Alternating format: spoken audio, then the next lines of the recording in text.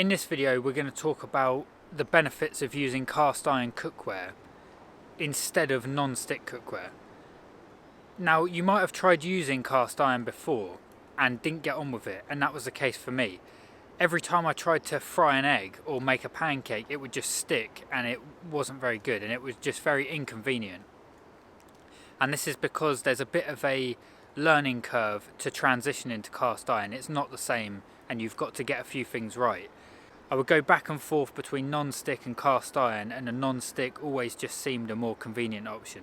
Now I only use cast iron, so I'm going to share some of the lessons I've learned, so maybe your transition might be a bit quicker and smoother. There's definitely a learning curve from moving from non-stick over to cast iron, and it was almost one I didn't make because it was just too inconvenient to use cast iron. If you use non-stick frying pans, you might want to check out my video discussing the potential health concerns associated with Teflon, or the PTFE non-stick coating. I'll make this video and upload it in the next few days. In my opinion, swapping to cast iron and learning to cook with them is a life skill you're going to want to get good at. I love cast iron because they are extremely durable. A good quality cast iron pan will last for the rest of your life, and you can even give them to your kids. The return on investment here is amazing. I like things that are made to last, and if I can imagine owning them for the rest of my life, I see them as a good investment.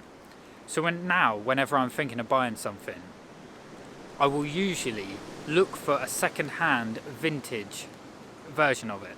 So cookware, everything was just made better. Well, most things were just made to a higher quality like years ago. So now whenever I'm looking to buy something new, I will always look for a high quality version that I can have forever. I don't just look for the cheapest thing. And like with the water bottles that I use, clean canteen water bottles, I can imagine owning that for the rest of my life. Apart from myself damaging it, it will last forever. And cast iron cookware is the same. As I'll talk about in future video, non-stick doesn't last forever. It does say replace it after a certain period of time, or after a certain wear happens. Cast iron's different. You could own that, look after it, give it to your kids, and I always just like that. I think you should always look for that thing.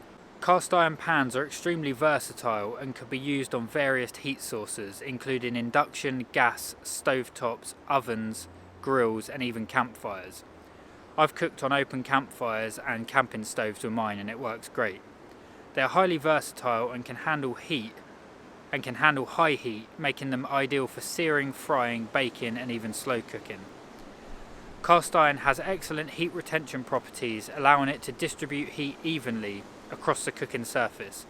Once heated, cast iron pans stay hot for a long time, which is beneficial for achieving a nice sear on meats and maintaining a steady temperature for cooking. Cooking with cast iron can increase the iron content of your food, which can be beneficial for individuals with iron deficiencies. The iron leaches into the food during cooking, especially when cooking acidic foods like tomatoes or simmering stews. Cast iron is a natural material that doesn't contain harmful chemicals or coatings, unlike some non-stick coatings that may release toxins when heated at high temperatures. When properly seasoned, and I stress properly seasoned, cast iron develops a natural non-stick surface that improves with each use. While non-stick coated pans offer immediate non-stick properties, the coatings can wear off over time and with frequent use require replacement. Cast iron seasoning, however, can be maintained and restored easily. So after a certain period of time, the non-stick coating will wear off and you can't replace that. You just got to buy a new pan. So I mentioned there, I stress the fact that you've got to season your pan properly, and this is the number one user error mistake I made when transitioning to cast iron pans, and it's why it just kept pissing me off and making me use non-stick, even though I know they're toxic. The key point of this video is learn how to season and maintain the seasoning and look after the seasoning on your cast iron pan, and you'll be absolutely fine. It'll perform just like a non-stick. I didn't know this. I googled it, and when I bought mine from Lodge. I think Lodge is a very good company for cast iron.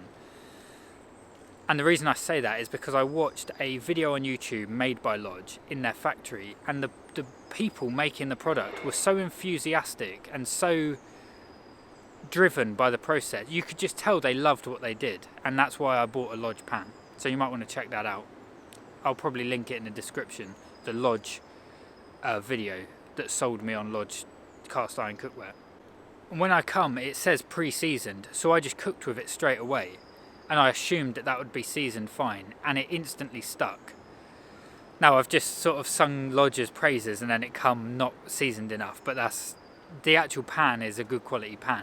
But what I'm saying is when you get it, whether it says pre-seasoned or not, season it again with the method that I'll describe. And when you Google how to season a pan, it will normally say you do this, this and this, and you probably season it once, or you might have to do it multiple times. Well, don't trust them. You definitely do have to do it multiple times. I seasoned my pan 6 times in a row, following the process I'll describe, and now it performs like a non-stick pan.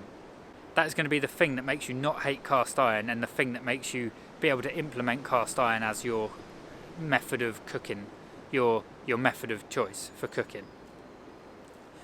So here are some teething problems you will face and simple lessons I've learned.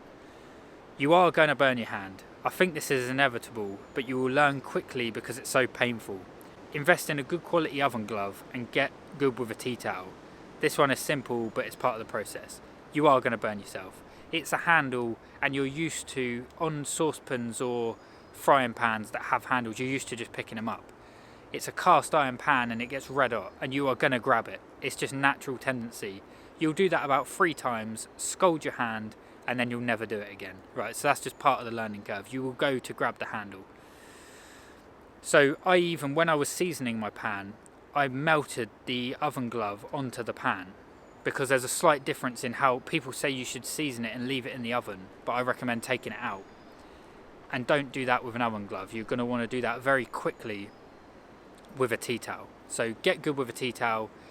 I've even done that. So you'll burn your hand on the handle just bare, then you'll start using a tea towel and you'll forget to wrap it properly, and you'll get like a little bit of the handle showing, and that'll burn you. So you'll burn yourself 3 times, and then you'll learn, right?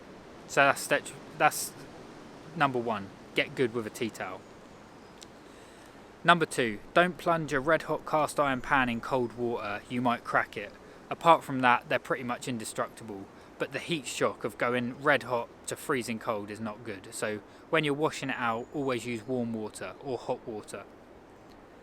Number 3, season the pan well to start with. You need to season the pan a lot. When you get the pan, it will probably say pre-seasoned, and you'll assume this means it's good to go. It doesn't. Season it about 5 times before you use it. Now you'll probably say that's overkill. But if you're used to non-stick, this is absolutely necessary. At the end, I'll tell you how to season your pan. Number 4. This is kind of an advantage, but you can use metal utensils with cast iron without permanently damaging the coating, although it will scratch the coating and you will have to re-season it. So on a non-stick pan, if you use a fork or some metal utensil, it will scratch the non-stick coating, and that's permanent damage.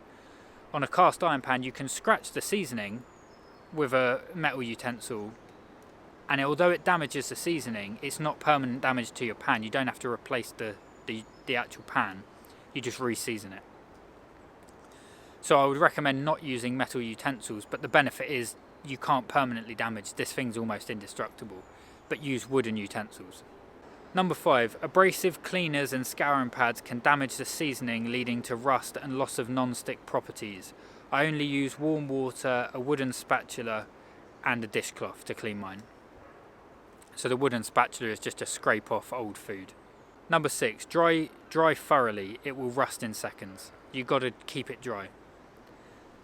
And don't leave it to soak over, like you might leave the pan in the sink to soak overnight. That's just going to go rusty. So you want to clean and dry it there and then. Number 7, season the whole pan top and bottom. Number 8, fill with water immediately after cooking. Don't let the food dry on. And then once you've cleaned it, dry it off properly. Right, so basically you want to get good at these 2 things. Protect the seasoning and apply new seasoning well. If you get good at these 2 skills, you'll be able to use cast iron like non-stick forever. So here are the step-by-step instructions on how to season a cast iron pan. Number 1, Preheat your oven, usually as hot as your oven will go, but if you've got some crazy jet engine oven that will start melting windows if you turn it right up, then you're going to want to do 240 degrees Celsius or 220 degrees Celsius on a fan oven, gas mark 9 or 475 degrees Fahrenheit. Make sure your oven racks are positioned to accommodate your cast iron pan before you heat the oven. Clean the pan, wash your cast iron pan with hot soapy water and a sponge or brush. Avoid using harsh detergents or steel wool as they can strip away the seasoning. Unless it's an old rusty pan, then go at it with a steel wool and get a nice clean surface. Dry the pan thoroughly with a towel, and you can also put it on the hob over a heat and that will dry it out as well. Apply oil. Use a paper towel or a clean cloth, apply a thin layer of cooking oil or fat to the entire surface of the pan, including the underneath and the handle. I think the best oil for seasoning is flaxseed oil, but I use bacon fat left over from when I cook bacon, or tallow. Remove excess oil. After applying the oil, use a fresh paper towel to wipe off any excess oil from the pan. The layer of oil should be very thin to avoid creating a sticky residue. This seems counterintuitive, but just do it. Caking it full of loads of oil isn't going to work, and that's not going to make an effective seasoning. Place it in the oven. Place your cast iron pan upside down on the middle rack of your preheated oven.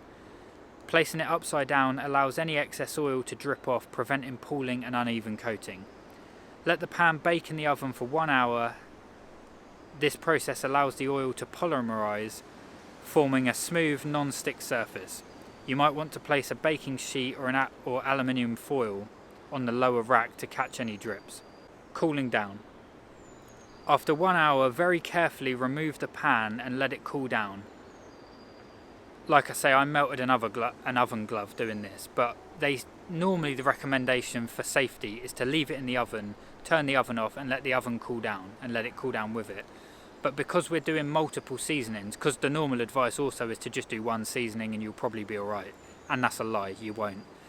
Because we're doing multiple seasonings, this takes time, so leave the oven on or turn it off in between, but you want to take the pan out and put it on top of the oven or somewhere safe to cool down. And you want to do that, normally a very dry, like decent tea towel, you can do that, but just do it quickly and safely. Put it somewhere it's not going to get touched on top of the oven, and then repeat the process if necessary. This is necessary. If your pan doesn't seem adequately seasoned after the first round, you can repeat the seasoning process a few more times until you achieve the desired result. Each round the seasoning helps build up the protective layer. Maintenance. After each use, clean your cast iron pan with hot water and a soft brush or sponge. Avoid using soap if possible, as it can strip away the seasoning. Dry the pan thoroughly and apply a thin layer of oil before storing to maintain the seasoning. So I only use hot water, a wooden spatula to scrape any food, and a dishcloth because it's not abrasive. And then I'll reapply seasoning as necessary.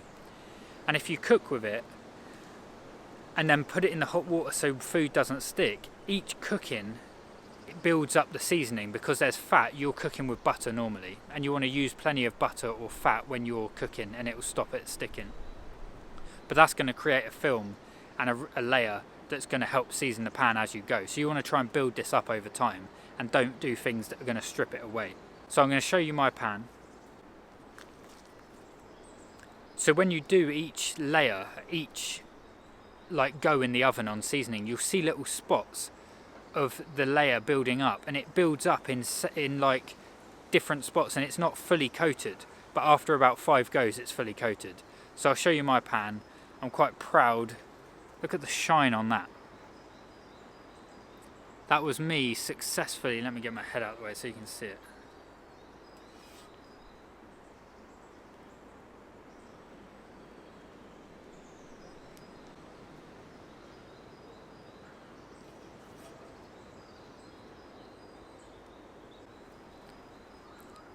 So that is what a well-seasoned pan looks like. So maybe it's just me that doesn't have the IQ to operate a cast iron pan, but I imagine they're going to be quite common teething problems. So I hope that helps. Hope that helps you transition from non-stick to cast iron. In a few days a video will go up about the health risks associated with non-stick pans, so look out for that one. Hope that helps. Have a good day. See you in the next one.